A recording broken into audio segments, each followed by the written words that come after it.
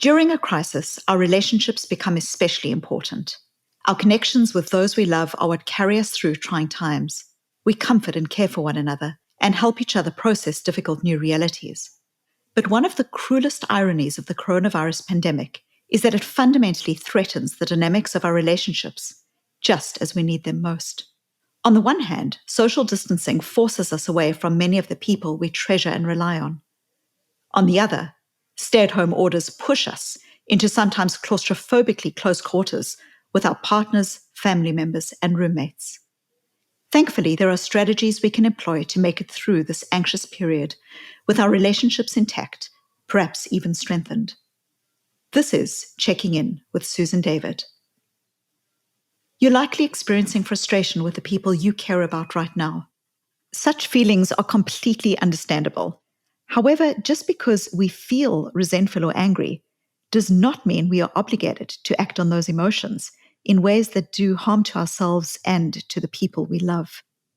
In fact, this week, I got an email from a reader that illustrates this point perfectly, and I'd love to read it out.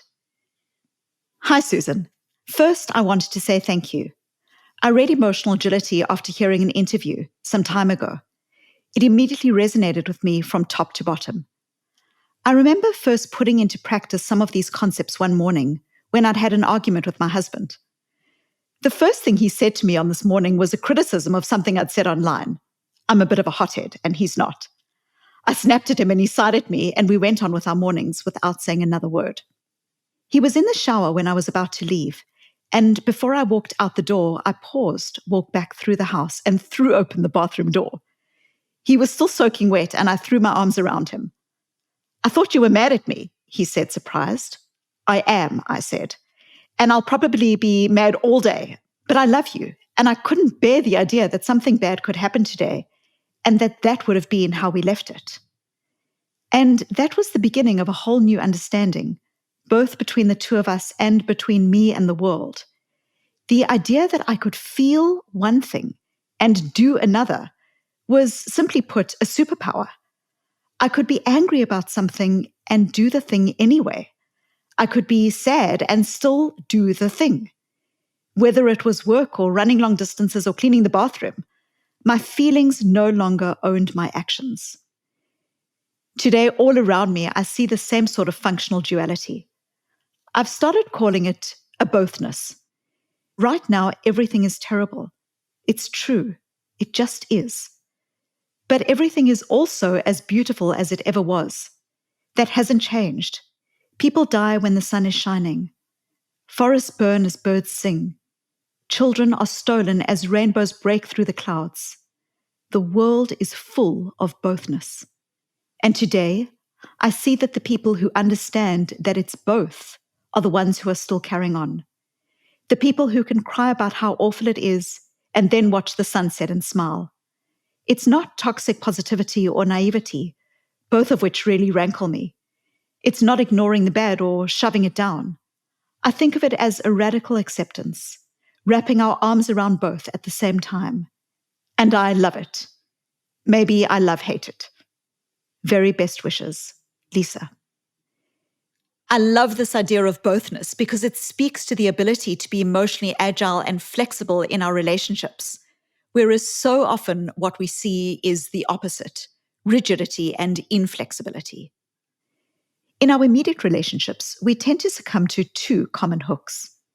The first is what I call thought blaming. I thought she was being aloof, so I stopped sharing information on the project. I thought he was going to start in on the finances, so I walked out the room. I thought she should make the first move, so I didn't call, and we haven't spoken since. In each of these examples, the person blames his or her thoughts for his or her actions or inactions. When you thought blame, there's no space between stimulus and response for you to exercise real choice. Thoughts in isolation do not cause behavior. Stories don't cause behavior. We cause our behavior. The second hook in relationships is wrong-headed righteousness. They say in a court of law, you never get justice. If you're lucky, you get the best deal possible. In other areas of life, though, we get so hung up on the idea of justice or vindication or having it proved beyond a shadow of doubt that we are right and the other person is wrong. Anyone who's been in a romantic relationship for more than just a few months knows the moment in an argument when you realize, the troubled waters have calmed. Some kind of understanding, a truce perhaps, has been reached. And the best thing you could do right now would be to shut your mouth. Let it go, turn off the light, and go to sleep. But then something compels you just to say that one more thing, one more time, to demonstrate that you in fact were right and that your spousal partner was wrong. And all hell breaks loose again. Right now, it's especially important to look for small solutions. Big changes are tough to make during the pandemic. The job market is difficult. Travel is risky. But the little and yet enormously powerful choices remain available to you, and they can add up to big results. Any sea captain will tell you that if you steer a ship just a few degrees this way or that way, you completely alter the trajectory over the course of a long journey. It may end up hundreds of miles from where it would have been without that slight adjustment. Think of your relationships in the same way. Turn too sharply and you might capsize, but a slow, gentle change will get you to where you want to be when you get hooked on a thought or being right. See if you can ask yourself this. I might be right, but is my response serving me? Is it bringing me closer to being the partner, the person, the parent, the loved one that I most want to be? I wanted to dig deeper into this idea, and so I invited one of my favorite thinkers and one of the world's foremost experts on relationships onto the show. Dr. Julie Gottman, along with John Gottman, is the co-founder of the Gottman Institute and the Affective Software Corporation. Julie and John, for decades, have been studying and working practically with clients and patients, surfacing what it is that helps relationships to thrive. And this question could be no more important than during these challenging times. Julie, I'm delighted to speak with you. And Susan, thank you so much for the opportunity. I appreciate that. Julie, one of the hardest things about this moment that we're all in right now is that so many of us are in close quarters with people that we love. I'm wondering what you're seeing in your work and how your research and practice speaks to what it is that people might be going through. So one of the things that I'm thinking about regarding being in a pressure cooker that COVID-19 has enclosed us inside of is that with our partners, we can be annoyed as all get out at times, especially the small little things that they may do that has annoyed us over the years that maybe we've ignored. But now those things are magnified because we're seeing them 24/7. So one of the most important things couples can do is look for what your partner is doing right, not what your partner is doing wrong. I think that's so powerful. One of the things I find so fascinating about your work is how partners make bids for emotional connection, these tiny efforts to reach out. And you're finding that how the other person responds to these bids speaks volumes about the long-term success and effectiveness in the relationship.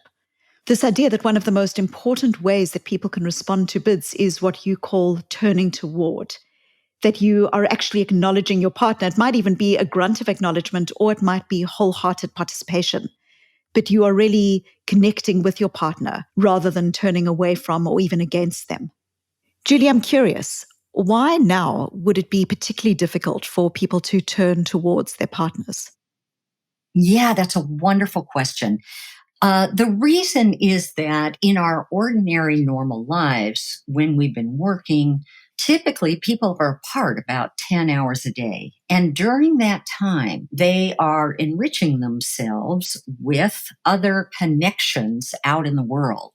Now, when we're together 24/7 and those connections can only be made through a screen or a phone, we have only our partner that is fully present with us.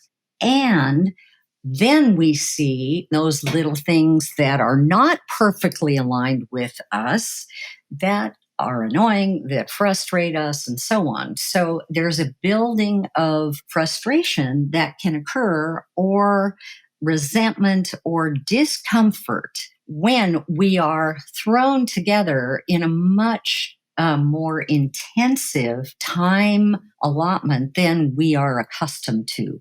The other thing, too, is that people have different needs in terms of introversion versus connection. So some people need more alone time. Some people really want distance from their partner rather than togetherness all the time. But with COVID-19, that is much more difficult to achieve, that interpersonal distance that balances out our need for connection. So, what people can do during these times, even if they're living in a single room, is that they can build in disconnection just for a designated point of time, especially if they plan for it. They share when they would like some alone time, and then they can go into a separate corner of the room. The important thing here is to have the designation that this is going to be your alone time. Otherwise, if you just retreat, shut down, distance from your partner without letting your partner know why you're doing that or when you're going to return to connecting, your partner has a chance of feeling rejected and then hurt. Just letting your partner know what your needs are and telling them what your needs are in a positive way, what you do want rather than what you do not want, is the most effective way of creating that balance between interpersonal space and connection. And this, of course, requires people to know themselves to some extent and know what their needs are, and to also be in touch with their own emotions. So that a sense Mhm. of rising frustration where they might get stuck in that frustration and resentment, that they're more attuned to it as it's being experienced, and they have a sense of why they're having that frustration, and then being able to articulate that. Would that be a fair assessment? I think that's very fair, Susan. I would also add, though, for better or for worse, the length of this sequestration with COVID is allowing us also to have more time for reflection on our own feelings and to figure out that that frustration, when it begins to rise inside of our bodies, we can feel it coming up, is a signal to us that, something isn't right. What do we need? Maybe it's alone time. Maybe it's deeper connection. So, paying attention to ourselves now and looking at the signals that are our gauge for what our needs are inside of our bodies is an advantage, actually. That's the silver lining, one of them, within this sequestration period. What about situations in which there's an emotional mismatch?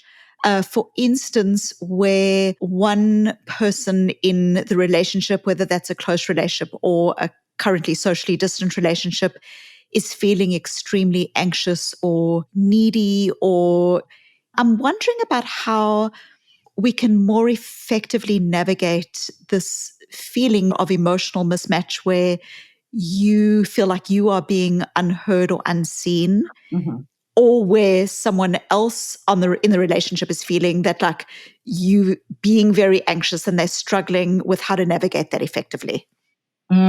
Okay. So let's talk about stress reducing conversations and great listening. So, when you have an emotional mismatch, what's really missing there is the person who may not be very comfortable with emotions hears the stress or the anxiety of their partner and they want to fix it.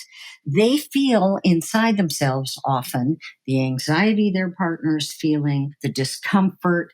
It's terrible for them to feel it too. And so they really want to relieve both themselves and their partner. And at times, when it continues day after day, they may feel really powerless, really helpless to know how to fix it for their partner. And the big answer here, which is backed up by our research and that of other psychologists as well, is that you don't have to fix it as a listener. In fact, fixing it can feel terrible to the other person because it inadvertently, unintentionally gives them the message of, what, you don't think I'm smart enough to solve this myself? That's not the message we want to give to the person who's really anxious and wrestling with something. So instead, empathy, just simple empathy, statements of, God, that sounds terrible. You must feel really upset. I know this is really hard. Things like that help the person who's anxious to feel less alone. And it's connection and feeling less alone that tends to reduce stress. Julie, thank you so much. The very last question that I have, or really I'm wondering if you can speak a little bit to this idea. Um, Both of us in our work talk about love and values as being qualities of action, as daily choices. And I know, in your work, you talk about love is less of a feeling and it's more of a daily commitment, a daily choice that one makes. I'm wondering if you wouldn't mind speaking to the idea of love as an action in the context of COVID-19. So, what we're talking about here is in the period of COVID 19, how can you shine for your partner and how can your partner shine for you? That's really what we're talking about. How can you be your best loving self for your partner? So, as an example, John is the most wonderful human being and husband on the planet. And he also has some underlying physical vulnerabilities that make COVID 19 very dangerous for him. So during this period, I've taken on doing every single errand outside the house because that's my way of loving him, protecting him, keeping him safe. In turn, he is doing more inside the house because he knows that takes some burden away from me. So he's doing more of the cooking, more of the cleaning of the dishes and so on, which is a loving gesture for me. He'll go get me an orange at night, not only coffee in the morning.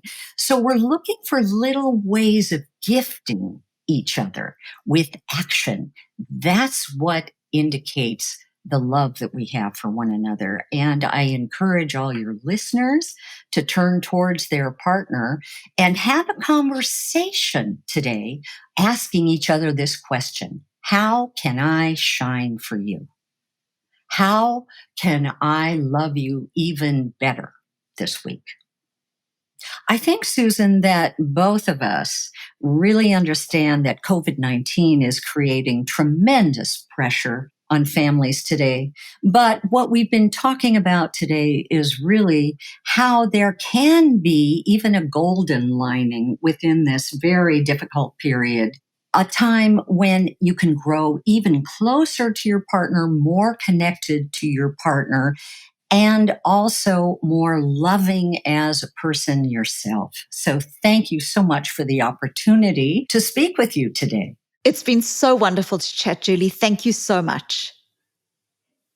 That's all for today. Be well, stay safe, and let's check in next week.